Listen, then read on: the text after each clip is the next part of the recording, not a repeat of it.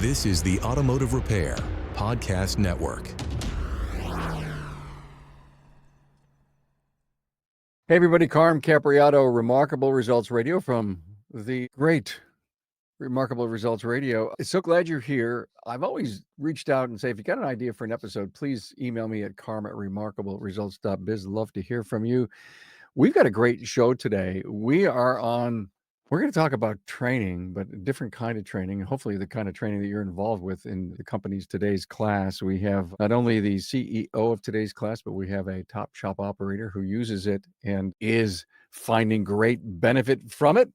But before we get started, thank you so much to our sponsors. You know, NAPA Tracks, they've got local representatives to optimize your SMS, and you get daily training for your entire team. And today's class, David Boyes is with us. It's a quick way to spot gaps and grow stronger teams. KUKUI is here. Great industry-leading customer support with KUKUI and Pit Crew Loyalty. Turn first visits into lasting, reliable revenue. Hey, did you know that NAPA Tracks has on-site training plus 6-day-a-week support? Well, it all starts when a local representative meets with you to learn about your business and how you run it. After all, it's your shop, so it's your choice. Let us prove to you that Tracks is the single best shop management system in the business. Find NAPA Tracks on the web at napatracks.com. Ready to optimize with today's class? Boy, listen to an episode we did with David Boyes. Great program. Roll out a training plan for your automotive shop. In just 5 minutes daily, you boost knowledge, retention, and improve team performance. Start seeing results today. Join your peers at todaysclass.com. Shop owners, stop juggling multiple marketing tools. KUKUI's integrated platform, they deliver 4 times better website conversions, automated follow-up, and real-time ROI tracking. Get industry-leading customer support with KUKUI. That's KUKUI.com. You're probably tired of chasing new customers who never return. We understand. Pit Crew Loyalty ends the one-and-done cycle, turning first visits into lasting, reliable revenue. On the web at pitcrewloyalty.com. Hey, welcome back. Let me introduce my great panel. I have to tell you something, everyone. Talk about daily training. Hell, I don't even want to send my people to training once a year. Can you imagine someone making a commitment to daily training? And we want to talk about the benefits of this. David Boyes is with us, the CEO of today's class. Hello, David. Hello. Thanks for having me back. David, thanks so much. And thanks for your incredible sponsorship of this podcast. It's like every 2 months, you're doing something new and brand new and exciting and different. You are now a NAPA partner. Mm-hmm. You're doing some really cool stuff there, I keep hearing. You're doing cool stuff with ASE and Dave Johnson. When do you sleep? Well, we got to make time for it here and there. But it's fun to continue to push and come up with new ideas. More coming, some announcements in early 2026. But, it's an exciting time to do what we're doing. Good for you. Glad you're here. And thank you for asking Lola to come on in. Or Lola Schmidt, we all know her as Lola Schmidt from Schmidt's Auto Care, Springboro, Ohio. Hi, Lola. Hi. Hey, nice to see you again. Shop with husband Eric, and Lola is going to be doing 2 training classes at Apex this year. I'm not sure if this episode will go out before or after Apex, but if you're going and you've checked the box to see Lola, she's doing the power of processes and the business of branding. You're good at both of those. Thank you. I've seen I feel you very do passionate about them. Yeah, I've seen you do the power of branding. It's really good stuff. Well, look, so David, let's talk about gaming a little bit as to how you can actually literally take today's class, get it in front of your people, let them start scoring themselves and learning themselves and engaging themselves, and then seeing the great dashboard and publish how we are doing, and then get some awards going. So you have done some statistics. I believe you've pulled them from Lola's account. And I find what you've sent me so fascinating. And you and Lola kind of talk about how it's benefited you. And David, how you see those stats helping her out. Yeah. So what I can share is a little bit of background on us for those that aren't familiar. The way that we deliver training is through 3 to 5 minute daily training sessions, typically delivered to a mobile device. So the idea is to make it very convenient, but also personalized over time. As learners engage with the training, whether you're following an ATEC path or a service advisor path, system will learn a bit about you and start pushing you training in areas where you need it. As you do that, though, you can earn points, earn badges, and so forth. And a lot of times that opens doors for some different engagement tools, such as Lola's leverage with her team. Sometimes those additional layers to the experience really help a team kind of come together, communicate, collaborate. It just adds a little different dimension to their learning experience. There's a lot I can learn one-on-one with an app. However, if I see something that trips me up and then I talk to you two about it, that really enhances that memory that I'm going to develop related to that aspect. So that's really at the core of what we're doing, day by day. Do you find it benefiting you and your team, Lola? I guess one of the things this is really cool. I like this. But the reason you're here, Lola, is I want to hear from what your people are telling you. Yeah, I actually had my managers go back and talk to them this week to get some sound bites from them on how they felt about it. All of them love the fact that it's short form learning and they don't have to sit and like listen to something for a half hour to an hour. They can get in, they can get out of the training very quickly. They are a competitive group within themselves. So for them, they're so blown away by the gamification. They love it. That is what is talked about the most in my shop is like who's winning, who has the most questions, who has the most answers, who's correct, because they get rewarded. So they love that. One of them actually said they wouldn't have done it if we hadn't kept enforcing it every day and saying, are you doing this? Are you doing this? But now that they have been doing it, they see the benefit and they actually are learning things like now he's very confident what a purge valve is. That was his exact example. So they are learning. And so we can see the metrics. And that is so, so exciting for me because then that shows there's value, right? So my team's jazzed. I have a question.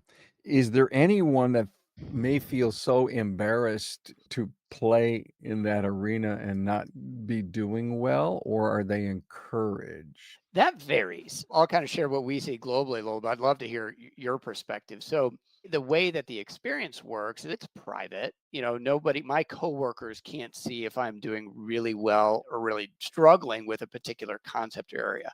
What they do see is the points that I've earned. However, the primary lever for earning points is being consistent with your daily training. This isn't intended to be a test or something like that where you're only rewarded for showing you're right. We want you to learn. And the algorithm is designed such that it's going to find where you need help. You're going to get stuff wrong. So as long as you're consistent with it, you'll be competitive and with your peers. That said, the data about where you need more help is visible to your managers. And we think that's very important to enable opportunities for coaching and so forth. So for example, if Lola can see that I don't understand what a purge valve is, she can review that. She can pull me aside and say, hey, look, I can now see that you're struggling with this. Why don't we run through this together? Why don't I pair you up with Carm, who's really strong in this? And it really starts to bring down that barrier because now you have some visibility to what's going on, with somebody's knowledge. We can be sarcastic in this industry just a little bit, and play grab ass with good and bad stuff. And I love the idea that they just see the points, but I am sure every once in a while people say, hey, I didn't think I'd get this right. And I got this right. And then everyone opens up to each other. And I'm sure, Lola, that's what's going on, how people are finding out how each others are doing, even though the points are in general, right, David? The points are in general. And what I find that could be fascinating, Lola, please help me with this. To David's point about the encouragement, is that happening at your place? Oh, yeah. My team likes to see everybody win. So it's the first thing they do in the morning. They go to their morning huddles and then they break to their toolboxes and they do their today's class training. That's the way our morning rolls. So they have immediate conversations almost right after it with each other. The question, I'm assuming my team must have like leveled up in hardness on questions over the last like week and a half because they're all went to the foreman to blame him for leveling their questions up. So that's been like a content. Did you make my questions harder? That's been like a conversation. But they do have these smarter conversations now, more focused conversations, and they help each other too. Like if someone is struggling, they're like, hey, well, this is what I thought about it. And, or did you read the module? I'm hearing like more of that. Did you check out the module? So they're even doing more than just looking at the initial questions. They're going above and beyond for like the modules, the extra videos, all the extra stuff too, and encouraging each other. They all still want to very independently win. So if you get questions wrong, they also will make fun of you, but in a loving way. Wait a minute. Oh, that's just too perfect. That is just whoa in a loving way. David, I don't remember if it was you or Lola just a few minutes ago said the word enforcing, and it hit me. Lola, what are you doing? I don't mean to be an enforcer, but the encouragement of enforcing that it happens. I mean, I think I just heard you say it's part of the daily routine. Yeah, it's just the standard. This is what we do. We have Yeah, our I huddle. We mean, do today's class. yeah, And it's if you just the day. don't, you're square. You're out. Oh yeah, yeah. Everybody kind of follows in line. The odd man out, it doesn't work well at our shop. Like they will just weed themselves right out to the curb. I have exceptional people, I will say. We talked about this yesterday. If we had had a prior team, this would not be the same scenario. We worked really hard on the hiring this time, and we have educational processes in place that we hold true to, and it's just the standard. It's the expectation. We know as insiders in this industry a secret that not that only the top shop operators know. And that is we have to be a perpetual student. Period. Nothing more, nothing less. Forever learning. Yes. And I don't think there's any better way than with today's class. If you will, it's like a drip. And you don't really realize you're taking a bath.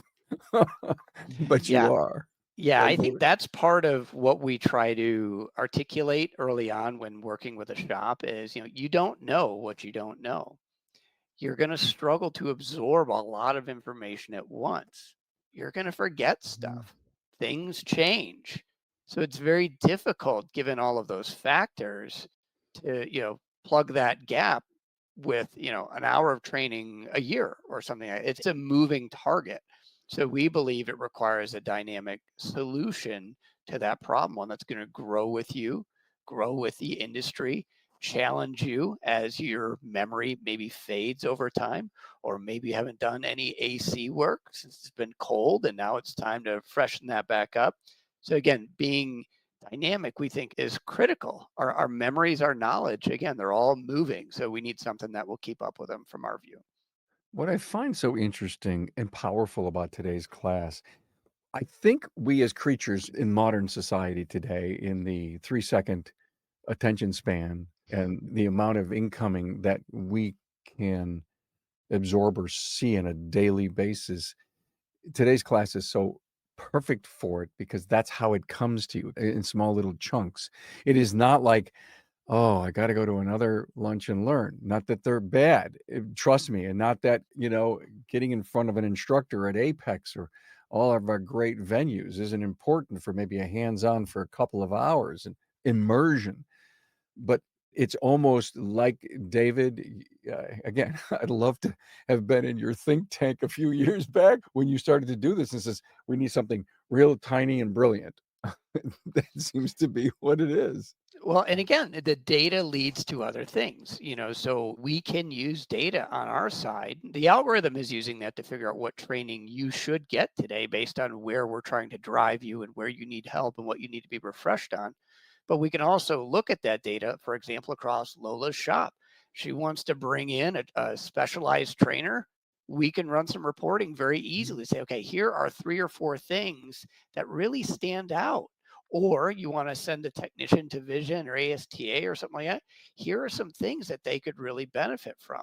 So we're doing a lot of that from the shop level and also starting to work with training groups as well to be able to say, well, hey, what if we put together a really consistent class for you where you don't have to worry about somebody being an ATech and somebody being an apprentice level. We'll give you a sweet spot of an audience that's right there, and we can share with you where this audience seems to be really thriving and where they could use some work. And we know instructors tend to really like that as well, because that way they can really focus and dial in and kind of see their audience light up because they know it's resonating with where they truly need to develop. It's brilliant. If you manage it Mhm. as a leader of the business and or a manager, CEO, take this data, realize what's coming up, Apex Vision, all these, that we have, look over what the training schedule is and pair it up with what today's class data gives you. My Yeah, I mean, foreman reports to me every single month about what the learning opportunities are. And we actually talked about who's going to go to what trainings next year and whatever's left for the end of this year. And over these last couple of weeks where we have been a little bit slower in business, we have taken those findings, and that's what he's been able to train on hands-on in the shop, like set a car up for XYZ so we can educate on that. So for us, this has really expanded beyond those 3 to 5 minutes that they do each day. It's just almost like an instilled in the shop, just like Techmetric or our app or anything else at this point. I love that. It's instilled, it's installed, it's part of your fabric. Listen, culture is about behaviors. And Yes. if the behavior is there, then it is part of your culture. David, you sent me some great stats for Lola's Place. Let's cover a few of those and give Mhm. our audience a taste of what's going on there. So what these stats are really about is what we try to deliver is meaningful impact, but without disrupting the operation. So as Lola said, they've really done an excellent job of driving this into the day-to-day of their shop. Since starting, several months ago, we've delivered, many, many hours of training to this group in just small bursts of time, which again, I'd have to defer to Lola to say whether that's, disrupting shop operations, but given this 3 to 5 minute burst per day, and how she explained that they kind of weave that in to the startup of the day, that's where we're able to make those gains. On average, her team is training almost 20 days per month. So think about that in terms of the impact you can make on anything you're trying to get better at. You invest a few minutes a day on that consistently, 20 days per month, that's going to add up over time. Now we'll get into the weeds in terms of knowledge growth metrics. I've got some to the side here. So significant growth in brake power assist systems, refrigeration system, wheel alignment, where we're north of 10%. In those metrics, we've seen discretionary training time be pretty significant. 17 hours of additional time that her group has done since June.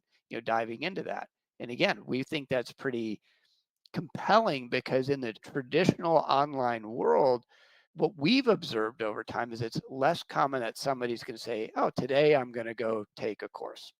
In our world where we're prompting them, nudging them forward, and maybe revealing to them that they need a little more work, or to Lola's point, a shop foreman is looking at some of the data and pointing out, hey, you need to get better here. Often that just sets the stage where somebody says, you know what, I will go take a look at this because now I've got a reason to do so. And if it's convenient and in the app and very easy to do, all the better. Hey, let's face it, your shop management system is the single most important tool in your shop, period. NAPA Trax has made selecting the right shop management system easy by offering the industry's best, most comprehensive SMS. Now, it all starts when a local representative meets with you to learn about your business and how you need to run it. After all, it's your shop, so it's your choice, and having local representation is a huge plus. Customizing tracks to your business, whether you're a one-person shop or a large multi-bay or multi-location company, a representative consults with you to help optimize your shop's workflow, efficiency, and profitability. Trax always has the flexibility to do business how you need to do it, which means it can also grow as your business grows. And unlike the other guys, will be there for you after installation with the best training and support in the business. Yes, a learning management system tailored to each role in your company. Simply put, Trax was designed and built for shop owners just like you. Visit us on the web at NAPATRACS, that's NAPATRACS.com. Transform your team with today's class, where automotive training is easy, quick, and fun. Just 5 minutes a day on our app can eliminate hours of looking up forgotten information later. It's perfect for technicians, advisors, and managers alike. Keep critical knowledge fresh and top of mind, ensuring your team operates at peak efficiency. Today's class is impactful, accessible from anywhere, and a bit of fun too. And we're not talking about after-hours pizza either. For training that gets results, turn to todaysclass.com. Shop owners, we know you are overwhelmed with a flood of missed calls, empty bays, and disconnected marketing tools. KUKUI has spent over a decade building one integrated platform for auto repair shops.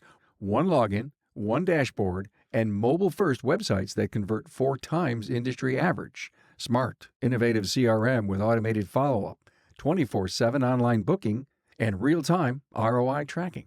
With 900 plus years of combined team experience, we fuel the growth of 2,200 plus shops and have influenced $3 billion in revenue. Stop working harder. Start working smarter. Get industry-leading customer support and book a demo with KUKUI. That's KUKUI.com. You know, most shop owners feel trapped spending on ads while half their first-time customers never come back. It's frustrating. It's exhausting. And it's not your fault.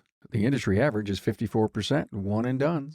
We understand how discouraging that can be. Well, Pit Crew Loyalty changes the story. Our clients cut that rate by up to 38%, raising lifetime value by more than 50%.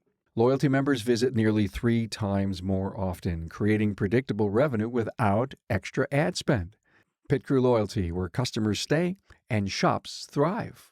On the web at pitcrewloyalty.com. It sounds to me that don't get today's class because your buddy down the road has it or your buddy in another city has it. If you're not going to manage it, you're not going to listen to it, look at it, share it, engage with it, then you've just checked the box for no reason. We say that a lot. We try to be very careful, probably to a fault in some cases, what we've heard from some of our customers in terms of just setting expectations, because you're right. This can check the box, but you can really get a lot of value of it if you apply it. You know, with Lola's talk on process, I mean, this is a very process-focused solution. We can aim it at a variety of different targets. And if you leverage the data, use the engagement tools, use it for reviews with your employees and so forth, there's a lot it can do. If your hope is, well, hey, this just is an easy thing where my team will train and I can feel good that I'm providing them training and that's it. I mean, that can work, but you're not maximizing the value out of it in that case. And typically in those situations, we won't see the type of engagement that Lola's team sees. We'll see, you know, half the team may be doing it some of the time because there's not really a compelling business argument or relationship to the rest of what the team is doing. Lola, let me ask you a question about that 17 hours that David talked about in discretionary learning. What do you think motivated them to do that? I wish I had a golden answer. I just really have good people. I did not ask them to go and do this on their time off. I'm a 4-day work week shop. They all still do this on Friday morning. I don't ask them to. I had a girl go on vacation to Alaska and would still do it every morning. And I was like, you enjoy the mountains. They are competitive with themselves. So they want to level up themselves. They're professionals. And I think if you hire in professionals, you get professional behavior, right? And this is what that looks like. I feel good about that answer. Okay. But can you turn it into a number like comebacks, efficiency in the bays or per individual, per specialist? I can't imagine that your company isn't growing or finding so much fruit from that vine. And I guess your company's got to be better because of this. It's one thing to do training, right? But we have people that actually go and implement what they learn. And so that makes a big difference. So there's where it's short chunks, like a lot of times they have opportunities to implement that education like that day of, and it's very tailored to them. So that can continue the growth, which obviously does cut down on things like comebacks and whatnot, but we also have a lot of processes in place to protect that as well. There's just value on a lot of levels here with this. But I do think taking the and putting it into implementation immediately is really important for any education. That's why we're good at that, I think. All right, let me throw a wild one out there. So I just hired a superstar unicorn. Ugh, okay. And he just joined our team. Yeah, okay, this is movie-like, okay. And he just joined our team, and he's now there, and everybody says, oh, wait, you got to get signed up for today's class, blah, blah, blah, blah, blah. And Lola finds out this person needs a lot of work or a lot of training, or there's some lack thereof. And I guess what an assessment this can be. Well, and we do that. We do have a capability where in the hiring process, we have that happen. We use the same content that we use for training, but we can essentially flip it around. It's something that we've kind of slowly been rolling out. We're going to make a big push for this in 2026 and really kind of formalize it, for lack of a better term. But we've had really good feedback from shops that have done this, whether it is helping to confirm that, hey, this person told me they're terrific. And yeah, now I can see it. And now I can feel very, very comfortable providing them that offer of employment. On the other hand, we've heard the other side of the spectrum too, where it's, hey, this person said they were a rock star, but this data doesn't quite line up. And not that somebody would be dismissed based on that alone, but what we do is surface up data where you can say in a follow-up interview, hey, let's dig into some of this electrical content a bit here, because I can see 4 questions here related to charging systems that you answered incorrectly. You said you had high confidence in, but yet you got them all wrong. So give me a little more context on your experience working with these types of systems. And again, that can often just open that discussion thread a little bit so that the hiring manager can just get more context. So yeah, the data can be used in a variety of ways, and the new hire capability is one that we're seeing shops use more and more. Ever use that, Lola? I didn't. My team was in place when we brought this in. Okay. So But I absolutely will. Like, this yes, will be I'm sure. something I utilize for sure. I'm sure you will. This, I love the medical field, in contrast to who we are and what we do. And I was just thinking as you were talking, David, about, so how's your cholesterol? Oh, it's great. It's perfect. And then they come to work for you and you say, oh, by the way, we have to send you for a blood test. Mhm. And it comes back and it's bad.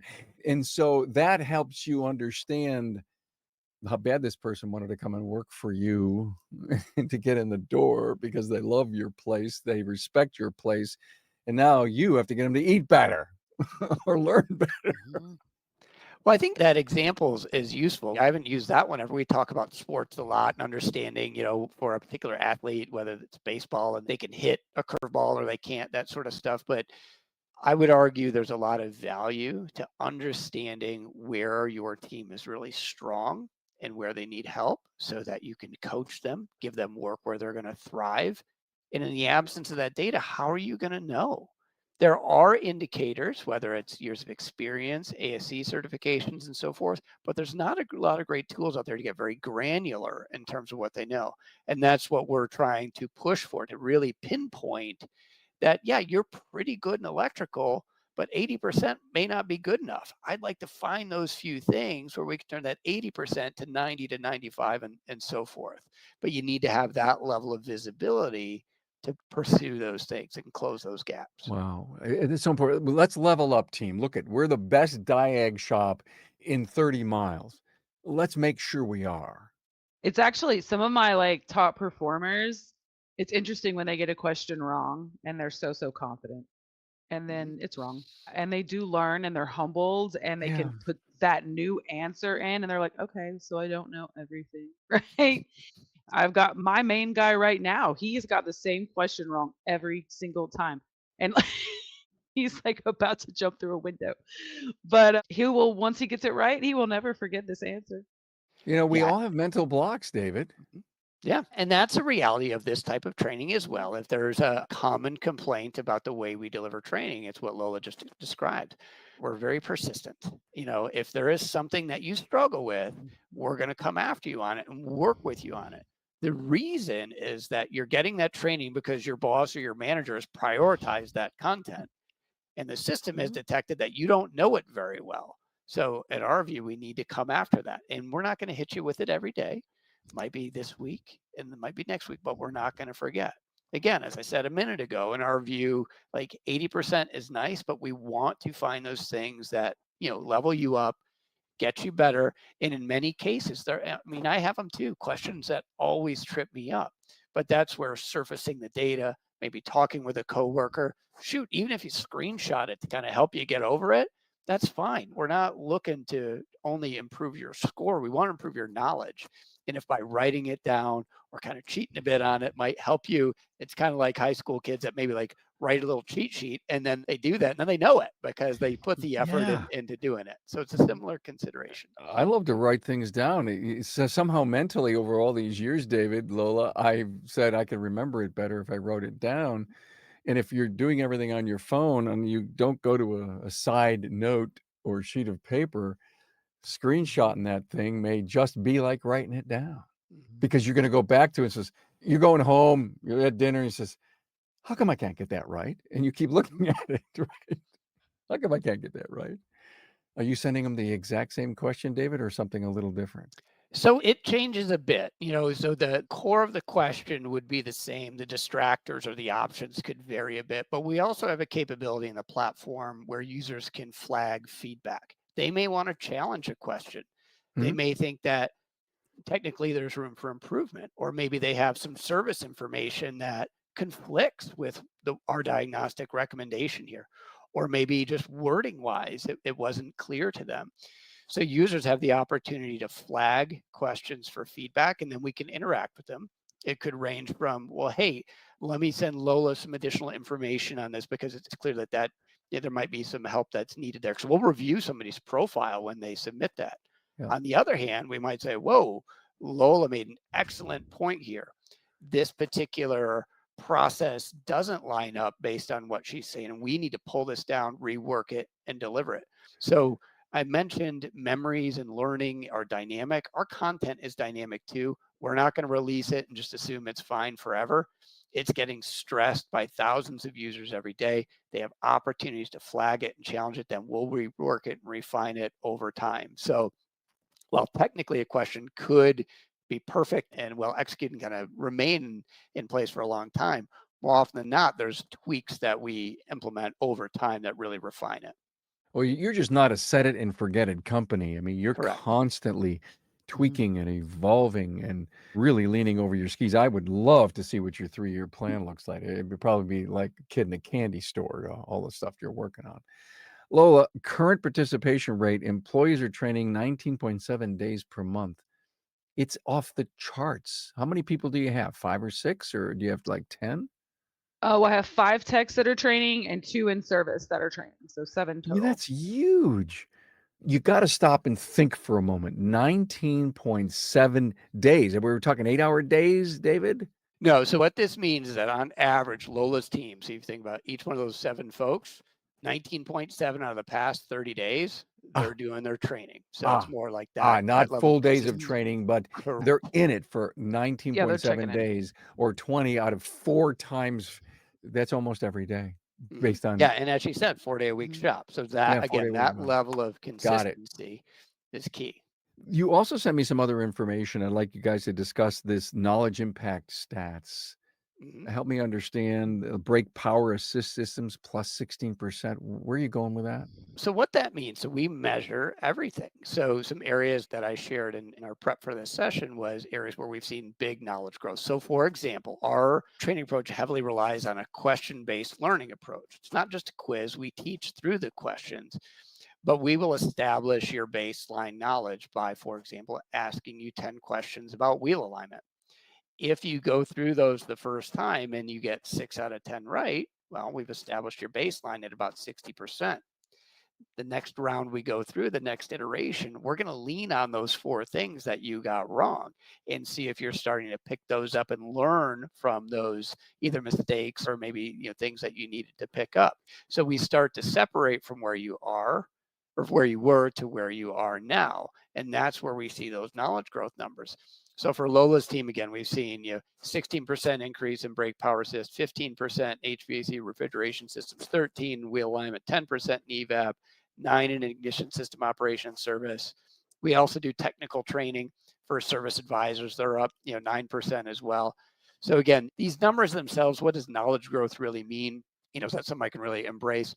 Perhaps not, but what we're showing is that incremental improvement. And if we compare those, we can say, okay, here's the area that we're struggling in, or here's the area we've really improved. Are we seeing the operational benefit that we would expect from that? Are we having fewer comebacks in this area? Are we more efficient in this area? And if there's operationally areas that we struggle, we can aim the training at that to try to work on that area and overcome that limitation. Think about an owner, Lola, wanting to invest in equipment, test, be it hard equipment or software equipment for HVAC systems coming up, thermal management today. And you see that the group is up 15%.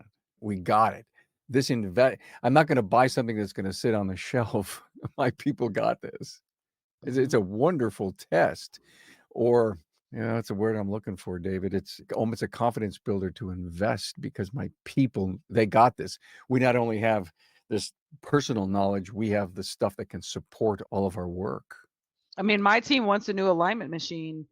And this is one of the things that I'm definitely looking at. I'm like, I'm gonna need to make sure that we're like actually discovering needs for alignment machines, but also that we're educating on it and that we are confident in it. Really, this has just dropped into another level of a metrics for us that we just put against all the other metrics when we're reporting. It's added quite a bit of value just on that side. I love that. David, work with me on what she just said. We want to upgrade our alignment. And can she go to her dashboard and pick up alignment stuff so that she can get an evaluation in 30 days of her people that they got this? And so that investment's going to go skyrocket for her? Yeah, there's a number of ways to it. So first, you could look at the data right now. Where are we? Where did we start? Where are we now? Who's strong? Who's weak? And what specifically do they have difficulty with? Going a step further, if you say, well, hey, I really want to push this a bit further, couples user level changes and say, all right, we're going to really focus on alignment. For the month of November, we're going all in on alignment because we really want to inform this big decision that we're going to make. And what that would do is that from that daily training experience, it would shift everybody from maybe the blend of stuff they're on right now, make it very narrow. We're going to push them there, gather data, observe what's going on, see if we're improving. And again, we can use that data to inform other business decisions that need to be made. I'm fascinated by this great discussion and the real world environment, Lola. Electrical people always say if you don't have basic electric down, you're not going to go too far today. And I saw that Ohm's law plus 8%, David, was on your list. And I find that when you go to classes, the trainers out there see the same people in the class. They know what they're teaching. And they have these great classes nobody wants to show up for because it was said at basic electric. Say, oh, I know that, I get that. But everyone who said no to it should be in the class. And that's one of the things that I love about, if it were just hammering on Ohm's law or basic electric, David, any shop could benefit so greatly, not only in the gaps that exist, but in the training that comes with it. It's like the first thing you would want to do is kick everybody up about 10 notches in that. And I think that's one of the areas where, again, we intend to further collaborate with a lot of these instructors, because if you are hosting an electrical class and you have to spend the first hour working through Ohm's law, imagine a world where we've prepared that audience for that and you can just jump to step 2 rather than working through those basics. So we think there's some advantages there. And again, some people are going to know it, right? So they don't want to go through that for the first hour. They've heard those explanations again and again. So that's where I think that combination of data, establishing a baseline for somebody, and then bringing a good, consistent audience in can be really powerful. You and Lola know so many people in the industry that are trainers. And I've had a chance of late to speak to a bunch of them. And David, you're close to all of them. I wish I could have assessed the people that were in here, because I've got this great, if you will, B-level class, and I got all these C's that are in here. So in order for them to catch up, I've got to go back a little bit, pull out a few more slides, and the people that were here for the mid-range class aren't going to get as much as they expected. Everyone wants to have that level of knowledge in that room based where they are and why they're there. I don't doubt one day that today's class is going to be a precursor to attending my class, as an example, if I was a electrical trainer. Yeah, and our hope That's would a be good that would idea. make it, so Lola, for example, if that gave you confidence to say, all right, well, look, I know this class matches where this person is, it is now easier for me perhaps to stroke that check to send my team to go because I've got that good a fit and it's well aligned. And I think there's good opportunity to do that, to the benefit of the shops and the employees. So Lola, how long have you been on today's class? June or July? June. Not that long, Yeah, not that really. long. Whoa. Was it an easy decision? Oh yeah, it was. I had spoken, I think, to Jim Kokonis about it Well, in that North would that Carolina that at sums one that point. up. Yeah, and he was like, "Listen, you're a shop that needs this," and I was like, "Okay," and that's Yeah. basically how that went. Yeah. So we were like signed up. Okay. And so you took Jim blindly for this and continues to prove that it was a really good move. Yeah. Well, I think he's smart. And, if smart people tell you to do something, you should probably listen. And we did, I still did the trial. There's a very long onboarding situation for them to make sure that they like you and you're the right shop for them. It's not just let me sign up and take classes. There was a whole thing. Finally, we all decided we were a good fit for each other. And I saw the value immediately because I believe in small chunk continual learning. So it was a no-brainer for me. Well, good for you, Lola, and good for you, David. There was a little discussion before we flipped on the microphones about some kind of gamification thing and awards, and we may have a picture to drop in here. Tell us about that. Yeah, so we started out and I knew I want when they told me they could gamify it and we would get like points. I have a whole shop of gamers. So I knew that they were immediately going to be on board with this. So when I told them, "Hey, you have the opportunity to win some prizes, like we can do this as a shop or I can look at it as the shops that we're up against because we're like against you can see other shops too." They decided they would like to do something internally, but long term like to have an external goal as well.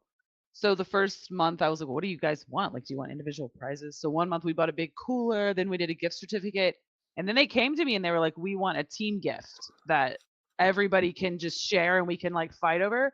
So I was like, "Okay, well, I don't know what that would be." And they brought me this idea of like they brought me a website of a boxing belt and they wanted it customized. So it says like Schmidt Auto Care, then it says like undisputed champion of today's class winner, and it's blue and silver. It's so awesome.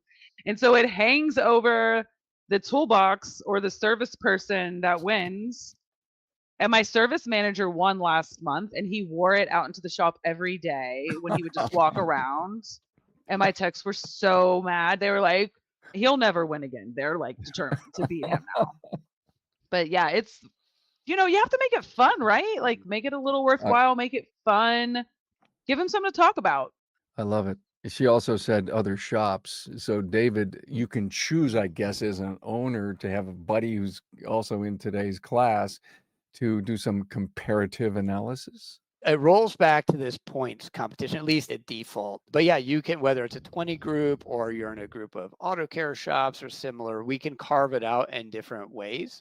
But yeah, the idea is, as Lola said, if this can be fun, all the better. That individual competition often triggers a lot of folks to get engaged.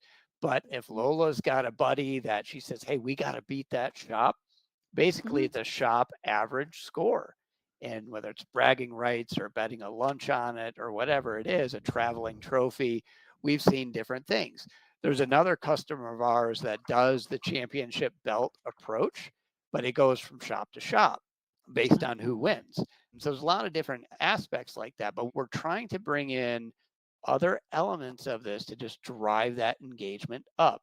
The more a team is talking about it, the more a team is competing with it, the end result of that is they're going to be learning more. They're going to be talking about it more, which we should see as meaningful benefits down the road, whether that is technical or whether that's just engagement and employee retention and so forth, and that feeling of culture within the shop itself. This was a fascinating walk down the aisle of today's class with Lola explaining how it's been working for her for only 4 or 5 months, and that she's got this really cool belt as the monthly award. That must be the top point getter, right? Is that how that works? Mm-hmm.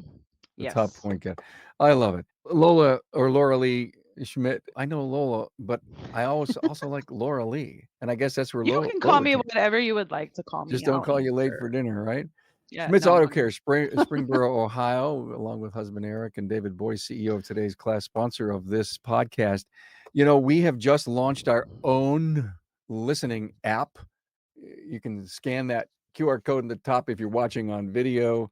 It'll go right to our app page and download it. You are going to absolutely fall in love with how cool we've been working on this thing for about a year. So thanks for listening. We are now the Automotive Repair Podcast Network. We've rebranded that too. Lots of really cool, fun things. A lot of great shows. Hunt Demarest, Matt Fonslow, Kim and Brian Walker, Craig O'Neill, Coach Chris Cotton are all on the show. Please get that thing and get your episodic education. David, Lola, thanks for being here. Thank you so Thank much. you.